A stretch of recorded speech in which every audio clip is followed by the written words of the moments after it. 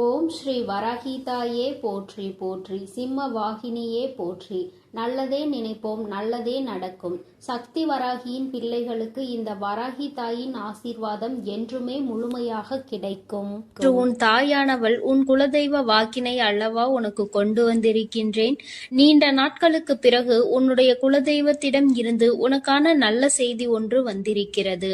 என் தங்கமே, இந்த நல்ல நாளில் உன் குலதெய்வம் உனக்கு நல்ல வாக்கு தர வேண்டும் என்று நினைக்கிறார்கள். அதற்கு அவர்கள் தேர்ந்தெடுத்திருப்பது உன் தாயானவள் என்னைத்தான். என் தங்கமே, அவர்கள் உன்னிடத்தில் பேச வேண்டும் என்று நினைத்த விஷயம் உன்னுடைய வாழ்க்கை சம்பந்தமானதுதான், வேறெதுவும் கிடையாது. என் பிள்ளையே, நீ உன் வாழ்க்கையில் நடக்கின்ற ஒவ்வொரு நிகழ்வுகளையும் இந்த தாயானவள் நான் வந்து பார்ப்பதற்கு முன்பாக அவர்கள் பார்க்க தொடங்கி விடுகிறார்கள் அல்லவா?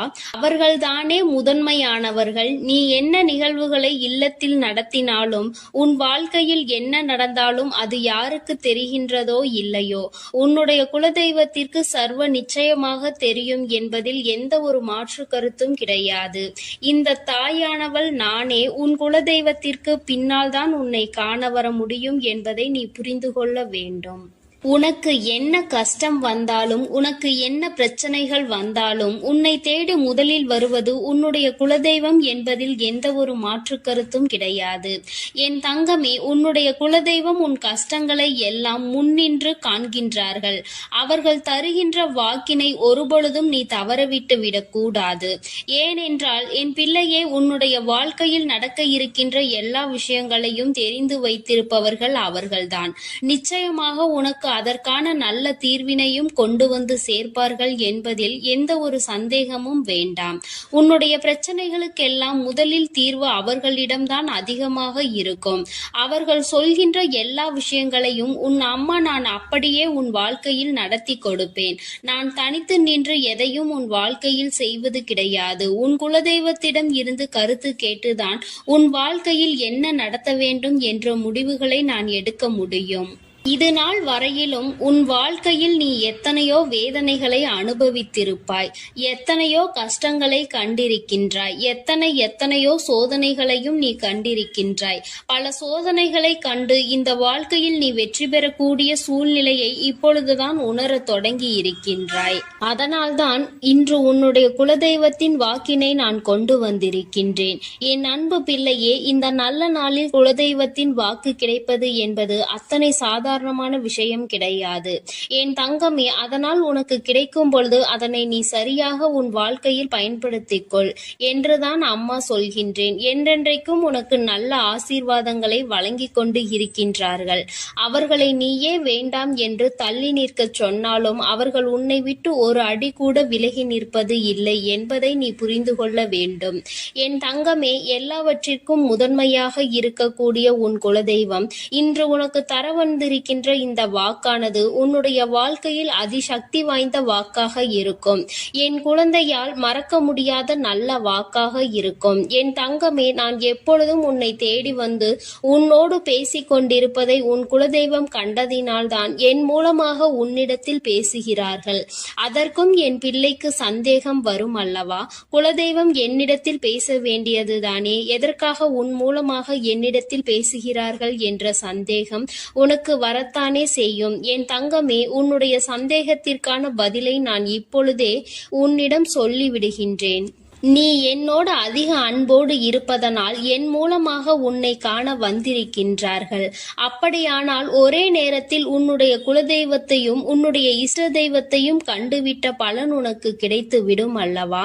என் தங்கமே, இந்த தாயானவள் உன் வாழ்க்கையில் எந்த அளவிற்கு இடத்தை பிடித்திருக்கிறேன் என்பது நான் நன்கு உணர்ந்த விஷயம்தான். என் பிள்ளையே, நீண்ட நாளாக உன் தாயானவள் உன் வாழ்க்கையில் இருக்கின்ற ஒரு கஷ்டத்தை புரிந்துதான் அதற்கான தீர்வினை கொடுப்பதற்காக வந்திருக்கின்றேன்.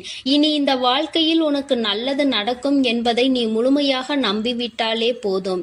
எல்லா கஷ்டங்களிலும் இருந்து உனக்கு நான் நிச்சயமாக ஒரு நல்ல நிலையை கொடுப்பேன். இதில் எந்த ஒரு மாற்று கருத்தும் கிடையாது. எல்லா சூழ்நிலைகளும் உன் வாழ்க்கையில் மாறிவிடும். குலதெய்வம் இன்று உனக்கு தருகின்ற வாக்கினை சரியாக கேட்டுக்கொள். அதை உன்னுடைய மனதிற்குள் நீ பதிய வைத்துக்கொள். என் குழந்தையே, உன் குலதெய்வம் உன்னிடத்தில் சொல்கின்ற முக்கிய முக்கியமான விஷயம், உன் வாழ்க்கையில் பல மாற்றங்கள் ஏற்பட போகிறது என்றுதான் சொல்கின்றார்கள். ஒரு கஷ்டத்தில் இருந்து நீ மீண்டு வரப் போகின்றாய். உன்னை கை நீட்டி பேசிய ஒருவர் உன்னிடத்தில் மன்னிப்பு கேட்கப் போகின்றார். உன் மனதினை காயப்படுத்திய ஒருவர் இன்று வேதனைப்பட்டு கொண்டிருக்கிறார். குலதெய்வத்தின் முன்னால் நின்று யாரெல்லாம் உன்னை சபித்தார்களோ அவர்கள் வாழ்க்கை கேள்விக்குறியாக மாறி நின்று கொண்டிருக்கிறது. இப்படி ஒவ்வொருவரும் அவர்கள் வாழ்க்கையில் செய்திருக்கின்ற விஷயங்களை கண்டு மனம் வேதனைப்பட போகின்றார்கள்.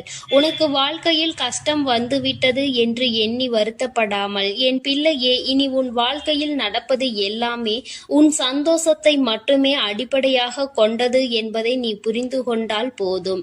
என் பிள்ளையே, இந்த வாழ்க்கை உனக்கு கொடுத்தது எல்லாமே இனி உன்னுடைய மனநிலையில் சந்தோஷத்தை கொண்டு வந்து கொடுக்கும் என்பதை நீ புரிந்து கொண்டால் போதும். எல்லோரும் ஒரு நாள் இந்த தாயானவள் என்னுடைய வாழ்க்கையில் என்ன நடத்தி கொடுத்தாள் என்று நிச்சயமாக யோசிக்கின்றபடி உன் வாழ்க்கையில் அம்மா நிச்சயமாக நல்ல விஷயத்தை நடத்தி கொடுப்பேன் என்பதை நீ புரிந்து கொண்டால் போதும். இப்பொழுதெல்லாம் இந்த வாழ்க்கையில் நீ பட்ட கஷ்டங்களுக்காக வேதனைப்பட்டு நின்றாயோ, அந்த நேரத்தில் எல்லாம் உன் குலதெய்வமும் உன் தாயானவள் நானும் உன்னை காக்க வந்திருக்கிறோம் என்பதை ஒரு நாளும் நீ மறந்துவிடக் கூடாது. ஒரு விஷயம் தவறு என்று தெரிந்துவிட்டால் அதை ஒரு நாளும் என் பிள்ளை நீ செய்ய துணியாதே. அதே நேரத்தில் ஒரு விஷயத்தை செய்யும் பொழுது அது உனக்கு சரி என்று தோன்றிவிட்டது என்றால் யார் சொன்னாலும் அதன் பிறகு அதை நீ நிறுத்தி விடாதே. நல்லபடியாக அதை செய்து நீ வெற்றி பெறுவதற்கான முயற்சிகளை எடுத்துக்கொள்ள வேண்டுமே தவிர ஒரு நாளும் என் பிள்ளை இந்த வாழ்க்கையில் நீ அடைய நினைக்கின்ற விஷயங்களை அடையாமல் விட்டுவிடக் கூடாது. உன்னுடைய முயற்சி இந்த வாழ்க்கையில் அதிகமாக இருப்பது போல இனி உன் வாழ்க்கையில் நடப்பது எல்லாமே உன் சந்தோஷத்தை மட்டுமே அடிப்படையாக கொண்டது என்பதனை நீ புரிந்து நடந்து கொள்ள வேண்டும். உனக்கு என்றென்றைக்கும் உன்னுடைய குலதெய்வம் துணை இருக்கின்றது என்பதை புரிந்து கொண்டு உனக்கு என்னாலும் இந்த தாயானவளின் உடைய ஆசீர்வாதங்கள் இருக்கும் என்பதை நினைவில் வைத்துக்கொண்டு நீ செய்ய நினைக்கின்ற விஷயங்கள் எல்லாவற்றையும் சரியாக செய்து கொண்டு இருக்க வேண்டும். என் தங்கமே, என்றெல்லாம் இந்த தாயானவள் உன் வாழ்க்கையில் வருகின்றாரோ என் தங்கமே, என்றெல்லாம் இந்த தாயானவள் உன் வாழ்க்கையில் வருகின்றாளோ அன்றெல்லாம் என் கூட உன்னை காண உன் குலதெய்வமும் வருகிறார் என்பதை நீ மறந்துவிடக் கூடாது. என் பிள்ளையே, எந்த விஷயங்களை உன் வாழ்க்கையில் செய்வதாக இருந்தாலும் நாங்கள் இருவரும் கலந்து ஆலோசித்துதான் உனக்கு செயல்படுத்துவோம் என்பதையும் நீ நினைவில் வைத்துக் கொள்ள வேண்டும். என் பிள்ளையே, நீ கேட்பதை தெளிவாக கேட்க வேண்டும். அப்பொழுதுதான் உனக்கு கொடுக்கின்ற தெய்வங்களும் எதையும் யோசிக்காமல் கொடுக்கும் என்பதை நீ புரிந்து கொள்வாய். எதையும் கண்மூடித்தனமாக உனக்கு கிடைக்க வேண்டும் என்று நீ நினைத்து கொண்டிருந்தால் நிச்சயமாக அது உன்னை வந்து சேராது. உனக்கு பிறகு அதனால் நீ படுகின்ற கஷ்டங்களை நாங்கள் வேடிக்கை பார்க்க முடியாது. எதை கொடுக்க வேண்டுமோ அதை சர்வ நிச்சயமாக உனக்கு நாங்களே தேடி வந்து கொடுப்போம் என்பதில் எந்த ஒரு மாற்று கருத்தும் கிடையாது. என் தங்கமே, இந்த வாழ்க்கையில் உனக்கு நடந்துவிட்ட எல்லா விஷயங்களிலும் இருந்து நீ நல்லபடியாக மீண்டு வரப் போகின்றாய். அவர் உன் வாழ்க்கையில் உனக்கு கஷ்டங்களை கொடுக்கிறார் என்று நீ நினைத்து விடாதே.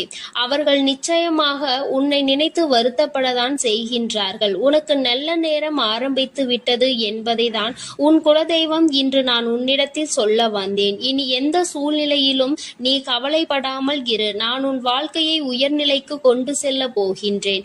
என் குழந்தையே, உன் குலதெய்வ வாக்கினை நீ கேட்டுவிட்டாய் அல்லவா? உன்னோடு இருந்து உன் வாழ்க்கையை உயர்த்துவதற்காக அவர்கள் வந்திருக்கின்றார்கள். இனி ஒருபோதும் என் பிள்ளை நீ தடம் புரண்டு சென்று விடாதே. நல்லது நடக்கின்ற நேரத்தில் உன் குலதெய்வம் உன்னை காண வந்திருக்கிறது என்றால் என் பிள்ளையே, இனி இந்த வாழ்க்கையில் என்றென்றைக்கும் உனக்கு சந்தோஷம் மட்டுமே நிலைத்திருக்க போகிறது என்பதை நீ புரிந்து கொண்டு விட்டால் போதும். என் அன்பு பிள்ளைக்கு இந்த தாயானவளினுடைய ஆசீர்வாதங்களும் உன் குலதெய்வத்தினுடைய ஆசீர்வாதங்களும் எப்பொழுதும் முழுமையாக கிடைக்கும். என் தங்கமே, அதனால் நீ எதற்காகவும் கலங்காதே, எதை நினைத்தும் வருந்தாதே. நீ நல்லதையே நினைத்தால் உன் வாழ்வில் எல்லாம் உனக்கு நல்லதாக மட்டுமே நடக்கும். என் அன்பு பிள்ளையே, உன்னை கண்ணீர் சிந்த வைத்தவர்கள் கண்கலங்கி நிற்கப் போகின்றார்கள். என் தங்கமே, இன்று இந்த தாயானவள் உன்னுடைய குலதெய்வ வாக்கினை கொண்டு வந்திருக்கின்றேன். குலதெய்வ வாக்கை தவிர்த்து விடாதே. ஏனென்றால் உன்னுடைய மிகப்பெரிய கேள்விக்கு உன் குலதெய்வத்திடம் இருந்து உனக்கு பதில் வந்திருக்கின்றது. என் தங்கமே, இன்று இந்த தாயானவள் உன்னை தேடி வந்து உனக்கான நல்ல வாக்கினை கொண்டு வந்ததற்கு மிகவும் முக்கியமான காரணம் என்ன தெரியுமா? என் பிள்ளைக்கு மனதில் இருக்கின்ற ஒரு மிகப்பெரிய குழப்பத்திற்கு தீர்வினை கொண்டு வந்து சேர்க்க வேண்டும் என்பதுதான். நான் இங்கே கண்ணீர் சிந்துகிறேன், யாருக்கும் எந்த துரோகத்தையும் செய்யாமல். ஆனால் என்னை கண்ணீர் சிந்த வைத்தவர்கள், என்னை மனம் வருந்த வைத்தவர்கள் அங்கே நிம்மதியாக இருப்பதற்கு என்ன காரணம் தாயே என்று என் பிள்ளை நீ என்னை பார்த்து கேட்கின்றாய் அல்லவா? இந்த கேள்விக்கு உனக்கு நான் பதில் கொடுக்க வேண்டும் அல்லவா? என் குழந்தையே, நீ எத்தனையோ கண்ணீர் சிந்தினாய். சரி, நீ இப்படி கண்ணீர் சிந்துவதற்கு யார் காரணம் என்று ஒரு நொடி உணர்ந்து பார்த்தாயா? உண்மையாகவே நீ இப்பொழுது சிந்திய இந்த கண்ணீருக்கு அவர்கள் உண்மையில் தகுதியுடையவர்கள் தானா? அவர்கள் பேச்சுக்கு நீ மதிப்பு கொடுத்தது நியாயம்தானா என்பதை முதலில் நீ தெளிவாக புரிந்து கொண்டிருந்தால் உனக்கே பாதி பதில் அப்பொழுதே கிடைத்திருக்கும். சரி, அவர்கள் சொல்வதை சொல்லிவிட்டார்கள், நீயும் அழுவதை அழுது விட்டாய். இப்பொழுது உன் குலதெய்வம் இதற்கு பதில் சொல்ல வந்ததற்கு காரணம் என்ன தெரியுமா? இது உன் குலதெய்வத்தின் வார்த்தைகளுக்கு உன் வாழ்க்கையில் இடம் கொடுக்க வேண்டிய காரியமாக மாறிவிட்டது. ஏனென்றால் இந்த பிரச்சனைகள் உன் குலத்தில் இருக்கின்ற பிள்ளைகளுக்கு இடையே ஆனது. குலதெய்வம் 2 பேருக்குமே தெய்வமாக உனக்கு இருக்கலாம், அவர்களுக்கு இல்லாமலும் போகலாம். ஆனால் உன் குலதெய்வம் அப்படி அல்ல. இருவருக்குமே உன் குலதெய்வம் ஒன்று என்பதனால் இப்பொழுது அவர்கள் இதற்கு பதில் தர வேண்டிய கட்டாயம் வந்துவிட்டது. நீ சிந்திய கண்ணீர் அவர்கள் மனதை அல்லவா ரணமாக்கி விட்டது. நீ தேவையோடுதான் கண்ணீர் சிந்தினாய், தேவையில்லாமல் கண்ணீர் சிந்தவில்லை. இதுவெல்லாம் அவர்களுக்கு நன்றாக தெரியும். என் குழந்தையே, நீ தவறுகள் செய்திருந்தாலும் சரி, தவறுகள் செய்யாவிட்டாலும் சரி, அதற்கு என்ன விஷயங்கள் என்ன காரணங்களாக உன் வாழ்க்கையில் வந்தாலும் அதை நீ சரியான கோணத்தில் எதிர்கொண்டு இருக்க வேண்டுமே தவிர ஒருபொழுதும் அழுது உன்னுடைய நிலையில் இருந்து நீ இறங்கி வந்திருக்க கூடாது. என் குழந்தையே, நீயாகவே உன்னுடைய நிலையில் இருந்து இறங்கி வந்ததனால் இன்று உனக்கு இருக்கின்ற கஷ்டங்கள் ஏராளமாகிவிட்டது. நீ இந்த நிலையில் இருக்க வேண்டும் என்று எண்ணி அவர்கள் இந்த காரியங்களை செய்தார்கள். இப்பொழுது சந்தோஷமாக அவர்கள் இருக்கின்றார்கள். அவர்களுக்கு சந்தோஷத்தை கொடுத்துவிட்டு நீ இங்கே வேதனைப்பட்டு கொண்டிருக்கிறாய் என்றுதான் உன்னுடைய குலதெய்வம் சொல்கின்றார்கள். அது மட்டும் அல்லாமல் நீ இன்னமும் சில செயல்களை வேண்டாதவைகளாக செய்து கொண்டிருக்கிறாய் என்று அவர்கள் மனம் வருத்தப்படுகின்றார்கள். யாருக்கு என்ன பிரச்சனை என்றாலும் அதை இழுத்து உன் தலையில் போட்டுக் கொள்வதே மிகப்பெரிய வேதனைக்குரிய செயலாகும். அவர்கள் நினைக்கின்றார்கள், அடுத்தவர்கள் படுகின்ற கஷ்டங்களை பார்த்து மனம் இறங்குவதில் தவறில்லை. அதற்கு அவர்கள் உன்னிடத்தில் உதவிகள் கேட்டால் மட்டும்தானே செய்து கொடுக்க வேண்டும். மாறாக நீயாகவே உள்ளே நுழைந்து அவர்களுக்கு உதவுகிறேன் என்று சொல்லிவிட்டு நாளை உன்னுடைய கஷ்டங்களுக்கு யாரும் உனக்கு உதவிக்கு வராமல் நீ நிற்கும் பொழுது அது எத்தனை பெரிய வேதனையாக இருக்கும் என்பதை உன்னால் புரிந்து கொள்ள முடியும். அதற்காக கைமாறு கருதாமல் உதவி செய்ய வேண்டும் என்று சொல்லி இருக்கின்ற பொழுது நீ உதவிகளை செய்யக்கூடாது என்று சொல்கின்றேனே என்று என் பிள்ளை நீ நினைக்கலாம். என் தங்கமே, வாழ்க்கையில் இப்பொழுதெல்லாம் பல மாற்றங்கள் வந்துவிட்டது. முன்பு போல இப்பொழுது இருக்கின்றவர்கள் எல்லாம் இல்லை. ஒரு உதவியை செய், அதற்கு கைமாறு எதிர்பார்ப்பது மட்டும் அல்லாமல் அந்த உதவிகளை செய்தவர்களுக்கே குழி தோண்ட நினைப்பதுதானே இப்பொழுது இருக்கின்ற மனிதர்களின் மனநிலையாக இருந்து கொண்டிருக்கிறது. அடுத்தவர்கள் வாழ்க்கையில் கெடுதல் நினைக்க ஒருவரும் ஒரு அளவு கூட சிந்திப்பது கிடையாது. யாருக்கு வேண்டுமானாலும் என்ன வேண்டுமானாலும் செய்ய நினைக்கிறார்கள்.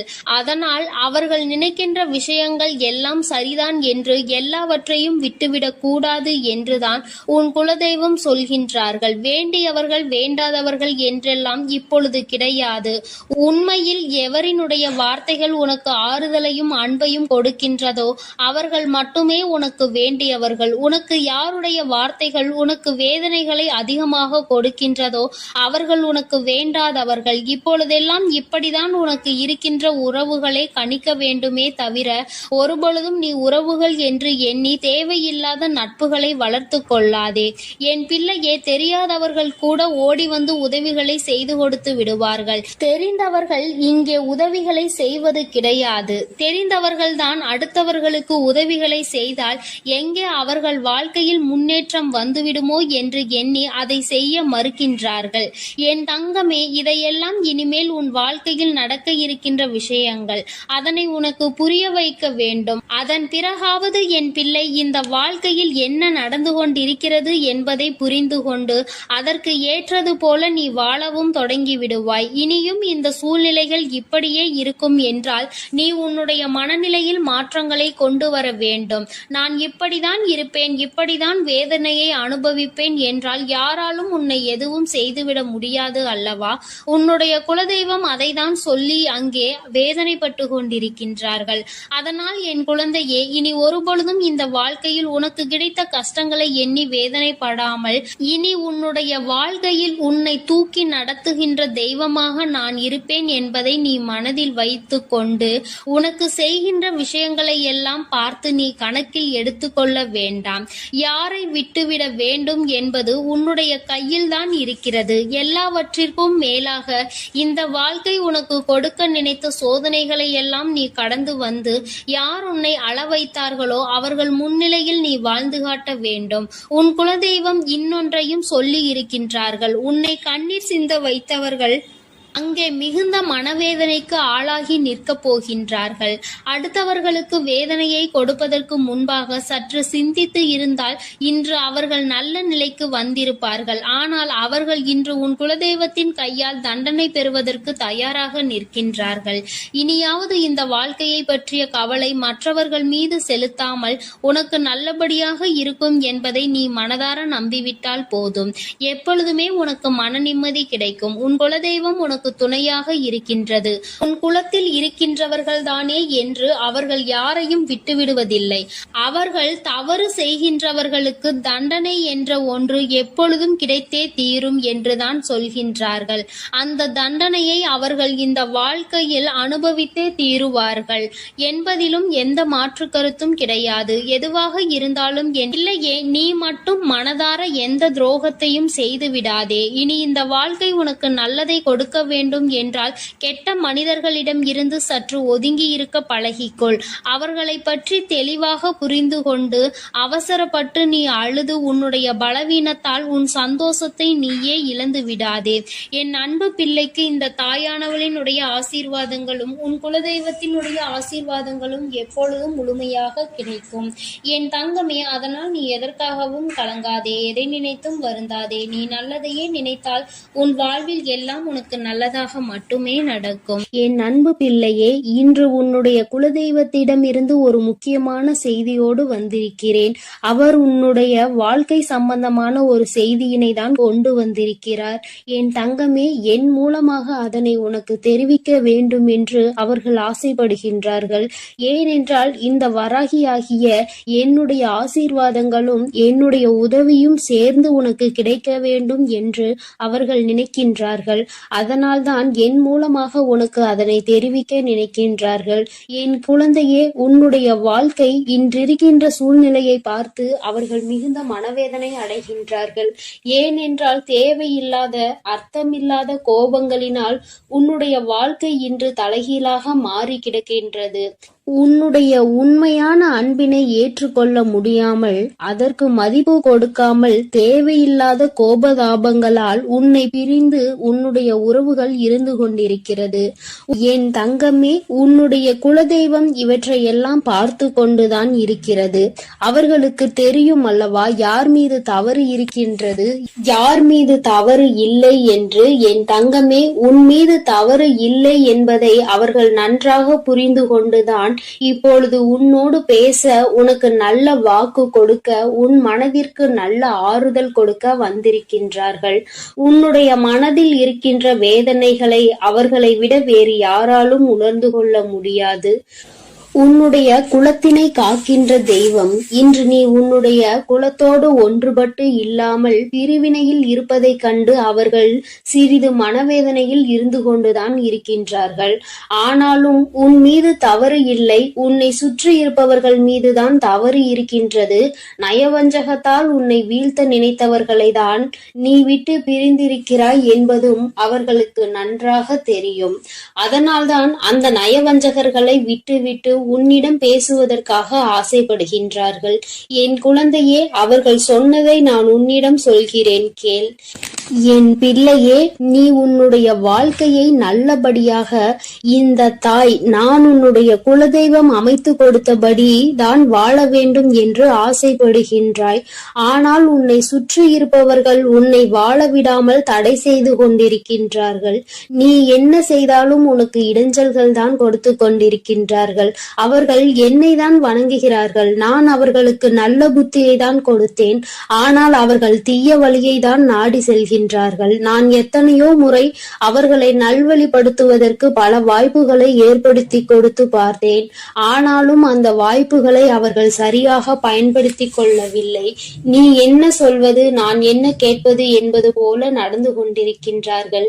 என் தங்கமே, உன்னுடைய குலதெய்வம் எனக்கே அவர்கள் இத்தனை மரியாதை தான் வைத்திருக்கிறார்கள் என்றால் உன்னை அவர்கள் எந்த அளவிற்கு நடத்துவார்கள் என்று எனக்கு புரிந்து கொள்ள முடிகிறது. அவர்களினுடைய மனநிலை, அவர்களினுடைய போக்கு எதுவும் உன் தாயானவள் எனக்கு பிடிக்கவில்லை. நான் அவர்களுக்கு கொடுத்த வாய்ப்பினை அவர்கள் தவற விட்டு விட்டார்கள். இனிமேல் நான் உன் குலத்தை காக்கின்ற தெய்வமான அவர்களுக்கான தண்டனையை நான் கொடுக்க வேண்டியதாக இருக்கின்றது.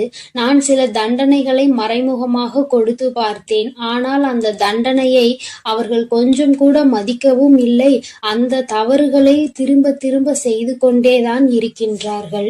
அவர்கள் என்னவோ அவர்களுக்கு நடந்ததெல்லாம் ஒரு பெரிய விஷயமாக தெரியாதது போல நடந்து கொண்டு திரிகின்றார்கள். என் தங்கமே, நீ வேதனைப்படாதே. உன்னை சுற்றி உன்னை காயப்படுத்துபவர்களுக்கானது இனிமேல் அவர்கள் கைகளில் வந்து சேரும். நீ நன்றாக இருக்க மாட்டாய் என்று சொன்ன வாய் அவர்களே அழிக்கப் போகின்றார்கள். என் தங்கமே, நீ நினைக்கலாம் நம் குலதெய்வம் அவர்களுக்கு இது போன்ற வழிகளை செய்யக்கூடாது, அவர்களுக்கு இது போன்ற காயத்தினை ஏற்படுத்தக்கூடாது என்று நீ நினைக்கின்றாய். ஏனென்றால் உன்னுடைய மனது அத்தகைய நல்ல மனதல்லவா? எல்லோருக்குமே நல்லதை மட்டுமே செய்ய வேண்டும் என்று நினைத்தாய் அல்லவா? நீ நினைத்ததன் பலன்தான் இன்று அனுபவித்துக் கொண்டிருக்கிறாய். ஆனால் நீ நினைத்தது யாருக்காக என்பதை ஒரு முறை சிந்தித்திருக்க வேண்டும். நயவஞ்சக கூட்டம் சூழ்ச்சிகளினால் மற்றவர்களை வீழ்த்திவிடலாம் என்று நினைக்கின்ற கூட்டம். எத்தனை கஷ்டங்கள், எத்தனை சோதனைகளை கொடுத்தாலும் அதிலும் திருந்தாத கூட்டம். அவர்களுக்காக அல்லவா நீ உதவிகளை செய்ய நினைக்கின்றாய்? அவர்களுக்காகத்தானே இப்போது இறக்கப்படுகின்றாய்? நீ செய்த நன்றியை ஒரு சிறிதளவு கூட மதிக்காதவர்கள் நீ செய்த உதவியை ஒரு சிறு துளியேனும் மதிக்காமல் உனக்கு ஒரு சிறு துளி கூட நன்றி என்கின்ற உணர்வினை காட்டாமல் இருக்கின்றார்கள். எத்தனை செய்தாலும் இனியும் அவர்களுக்கு அந்த நன்றி இருக்க போவதில்லை. எதிர்பார்ப்பதும் தவறான விஷயம். ஏனென்றால் அவர்களுக்கு மனித குணம் என்பது இல்லாமல் போய்விட்டது. அவர்கள் தீய சக்தியின் பிடியில் இருந்து கொண்டிருக்கின்றார்கள்.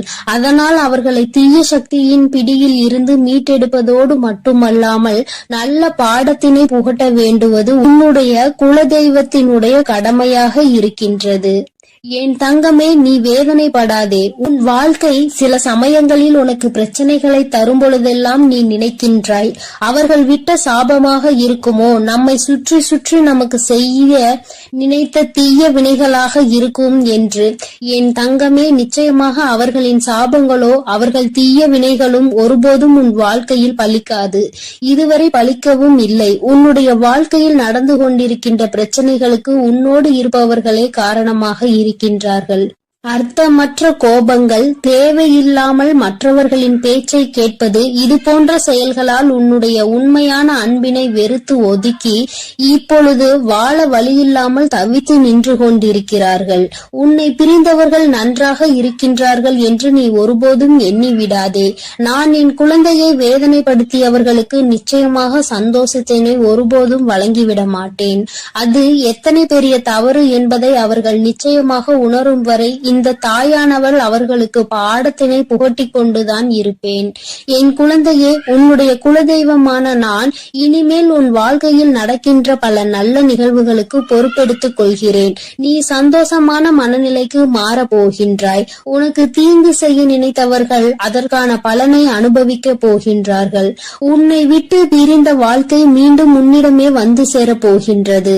நீ உனக்கு யாரெல்லாம் நல்லது செய்யவில்லை, உன்னை பழிவாங்க வேண்டும் என்று நினைத்தார்கள், உனக்கு தீங்கு செய்ய வேண்டும் என்று நினைத்தார்கள் என்று நினைக்கிறாயோ, அவர்களை எல்லாம் நினைப்பதை முதலில் நிறுத்திவிடு.